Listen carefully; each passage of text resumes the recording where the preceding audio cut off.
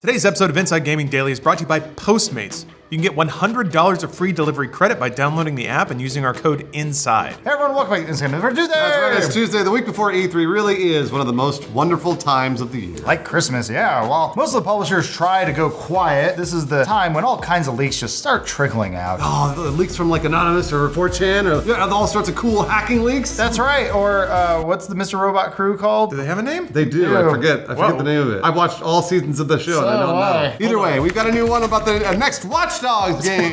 Including its name, a really interesting new mechanic. Oh wait, hold on. I'll go back. Either way, we've got a new one about the new Watch Dogs game.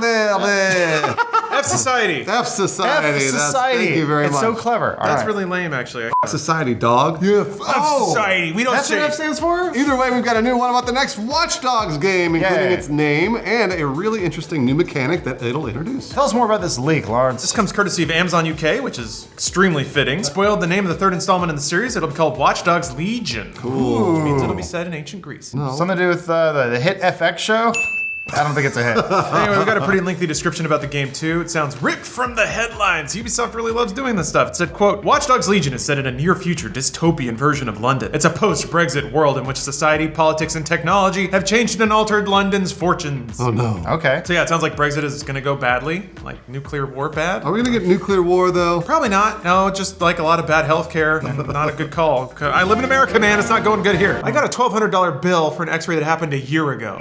Just in the mail. Ding! Is he bragging? No! Oh, okay. So if you're familiar with UK politics at all these days, Brexit has been dominating everything for the last few years. Yeah, the UK's impending departure from the European Union has already caused a ton of instability in the country, with some people predicting a huge disaster if the UK leaves the EU without a deal, the so-called hard Brexit. Right, all of this was later confirmed by Kotaku, saying that they've heard the name from several sources plugged into the company. We've also heard that as well from our little sources around. Our little birds! So yeah, it's gonna be set in London, and it's gonna have a very interesting feature. You'll be able to play as any NPC in the game, right, Lawrence? Yeah, it's really cool. The Amazon listing described it like this: play as anyone. Every individual you meet in the open world has a full set of animations, voiceover, character traits, and visuals that are generated and guided by gameplay systems. Cool. Okay. Which sounds ambitious, cool, to say the least. This was also confirmed by Kotaku, with Jason Schreier reporting that this mechanic has already caused some problems in development. Fantastic. That's not quite a shock, surprised, yeah. You're with the being able to play as any NPC is, quote, causing the developers a lot of headaches and may have led to at least one delay. Which is weird because we haven't gotten the release date for the game yet, but delays happen internally too. It's not just about us. They got those milestones they gotta hit. Yeah. And that you introduce this all new mechanic, it causes a little bit of turmoil. I can derail stuff. Like Brexit. No, I don't know enough about the situation. They didn't specify exactly what the problems were, but you can imagine an ambitious mechanic like this is causing a lot of extra development hours. Yeah, now if you're not familiar with Watch Dogs, it's an IP from Ubisoft that was intended as a competitor to Grand Theft Auto. The first one came out in 2014 and was an early game for the PS4. Everyone got out, played it, they loved it. It was the biggest game of all time. No. Not a single problem with Watch Dogs. No, I don't know about any of those things that you guys are talking about. Fantastic announcement, great release. Either way, for those who are unfamiliar, it's very similar to Grand Theft Auto in the sense that it was an open world, had a lot of action, you can hack stuff. It's really cool. The hacking mechanic Boot is stuff cool. with your phone. You just hack with the phone, use the hack app. A sequel followed 2 years later, but it never hit the heights that GTA did. But this game clearly shows they're not giving up on the franchise. Yeah. Lawrence? Ubisoft has a really good knack of sticking with an idea. Like they find a niche in gaming that they're not filling yet, and they just pound at it until they're in there. It's kind of what they did with Assassin's Creed, Splinter Cell, Rainbow Six Siege. Back to Watch Dogs Legion, though, it sounds like they're really taking this play as any NPC concept really seriously. VG247 reports that each NPC will have a full backstory, quote, which is created procedurally with some AI trickery. Okay. It's like magic. You've seen this before in other games? So this is kind of like Watch Dogs No Man's Sky Edition. Just, No. Yeah, just keep generating new people to jump into. They also give a few more details about who will be behind the new game, reporting that development is headed by Clint Hawking, the creative director behind Far Cry 2. Yeah, we found Hawking's LinkedIn page, and it says that he's working on unannounced projects. Unannounced until, I guess, next week at E3. Ubisoft conference. Watch the Inside Gaming Funhouse stream. What's wrong with Who you? are What day we? was that? I can't Ubisoft remember. is Monday. People always say we look stoned on the show. It's just early for us. early, and there's we a lot to don't talk we about. don't sleep good. You might remember that Far Cry 2 came out in 2008 and was a very well-received follow-up to the original game. Here and there, some Sort of. Yeah, I don't Yeah. know. I Guns think jamming and you got malaria cough. there was some cool stuff that I think the diehard people love, and Yeah. I don't know, it kind of splits the family. Whatever. So it all took place in modern-day Central Africa, and you played as a mercenary whose job was to assassinate an arms dealer named the Jackal. Oh, that Bruce Willis movie. Far Cry is also a Ubisoft franchise, and considering that Far Cry 5 broke all kinds of sales records for the franchise, it makes sense that they put them in charge of the next Watch Dogs game. It made $310 million in just its first week, so it was an unquestionable hit for Ubisoft last year. Yeah, Watch Dogs hasn't seen that level of fame, but it looks like they're trying to shake things up with the whole play as anybody mechanic, right, Lawrence? Yeah, it'll be interesting to see how they implement that in the game, how the whole procedurally generated mechanical work. That seems to be kind of the rage in games nowadays. Yeah. Infinite content. Never ends. You can be anybody. Judging from the Kotaku report, it sounds ambitious and like it's already causing some development issues, which makes sense considering all the different mocap and voice acting you'd have to record to pull something like this off. Also raises questions about how branching the storyline will be, or if it'll be the same story that you experience through a bunch of different characters. I'm guessing the latter half there, but that kind of wraps up everything we know. That's covered the news that's out there. We here at Inside Gaming are video game scholars, like to say. So let's dig in and see what we can interpret from the information that's out there. First off, from the premise alone and the subtitle, Legion, our favorite script kiddie Lawrence started vibrating with all sorts of excitement when he heard about that name. It's clearly a reference to Anonymous, right? When he said anonymous in the meeting, I was like, you mean the tip was anonymous? The leak was anonymous? I had completely forgotten about the hacker group Anonymous. Yeah. It's been a while. It's been a while. Game development takes a while, and if they decided on the scope of this game 4 years ago, it makes sense that Anonymous might have been a little more pertinent at the time. But yes, Anonymous. You guys know about that. The fedora-wearing Guy Fawkes masks enthusiasts that hack hospitals and call themselves heroes in the process. Everybody knows about them. Yeah, it's great. F Society. So Anonymous started on 4chan, which already means it's awesome and probably beneficial to society. It's a hacktivist collective that originally messed with corporations and government, quote, for the lulz. That was their big thing. But later sort of congealed into a vaguely anti-establishment, sort of populist movement that claims to punish big corporations for their crimes against humanity. Again, air quotes around all this. It's just a bunch of people fucking with stuff. It's just kicking over sandcastles, really. And here's the fun part. They styled themselves after V in V for Vendetta, the movie from Warner Brothers, one of the largest corporations on the planet. But it was based on a comic book, which is owned by DC, who is also owned by Warner Yeah, Brothers. Warner Brothers, and that's AT&T, And our the largest parent corporation. Shooting under the skin there, Anonymous. Good call. So how are we connecting Watch Dogs 3 to a bunch of nerds that really liked an old movie? Well, the subtitle is Legion, which, let's be clear, is a reference to the Anonymous motto tagline, "We are anonymous, we are Legion, we do not forgive, we do not forget, expect us." Please don't use this voice clip in No, that was anything. perfect. That Oh delivery was boy, great. don't deep fake me. They always put it through a voice modulator and it's some dude talking and you can see his cool. other Yeah. chin hanging out from under the Fox mask. You can hack my bank account, I don't care. You're gonna get my $8,000 of debt and my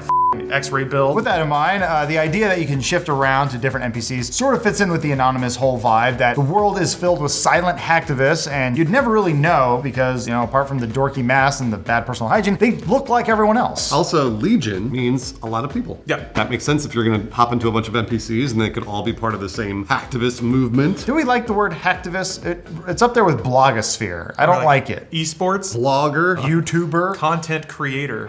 kill me. There is kind of something congealing there. Ubisoft likes to bite off very hot political ideas, but they kind of waltz right up to that line and never quite over it. Far Cry 5 was about a bunch of crazy white people with guns in Montana. One would think it'd be about gun control or populist movements in politics. It wasn't really. It was just about crazy people shooting shit. You solved most of the problems by shooting things. Yeah, so. right. Well, I think you as a player are supposed to read into those things and be like, oh, it's like that other thing. Yeah. Similarly, if you have something like Brexit, which is a country sort of walling itself off, separating from the world, that's kind of a slide more towards the mega corporation side of things, of like we're more about profits and supporting ourselves than being all happy-goody and hippie. So it makes sense that then an anonymous collective would try to fight that by destabilizing the economy and corporations inside of London. So it kind of fits in with Anonymous's ethos and how the game is being set up. That said, given that Ubisoft very rarely actually bites off very serious topics, they just go right up to them and stop. I don't think it's going to get there. They don't want to get from the actual real world. Yeah. That's really what Ubisoft is doing there. Yeah. So. In terms of gameplay, Lawrence, you've been talking about how this could be like Shadow of Mordor? Yeah, so that's what it sounds like to me when it comes to generating AI characters. Shadow Mordor and Shadow of War would generate like little orc people, but it'd give them backstory, character traits, voice acting, and Random stuff like names. That. Yes, exactly. And then it would sort of make you invent a headcanon about your relationships with those characters as you were playing. It was very cool. And then your interactions with them, like they'd remember, they'd run away, and they'd tell you about it next time. I feel like something similar is going to happen in Watch Dogs 3, where it'll just roll up a character, it'll invent a backstory for them, and as you're playing them, you sort of impress a lot of your ideas about who they are and their backstory onto that character, which makes me wonder, maybe that's how they handle death and retries and stuff like that. So if you're infiltrating a Walmart or whatever, and you get gunned down by the rent-a-cop, because this is London, everybody has guns, right? Actually, how are they going to handle that? Nobody has guns. Yeah, anyway. Maybe if your character dies or gets gunned down or caught or arrested, then you just leap into the next character, and then the things you did maybe change the level. If you intrude in a certain way, they're like, oh, that door's hackable, and then they fix it so you can't use that next time. But just rolling into new NPCs is how you like retry. It's like the Bible story where demons jumped into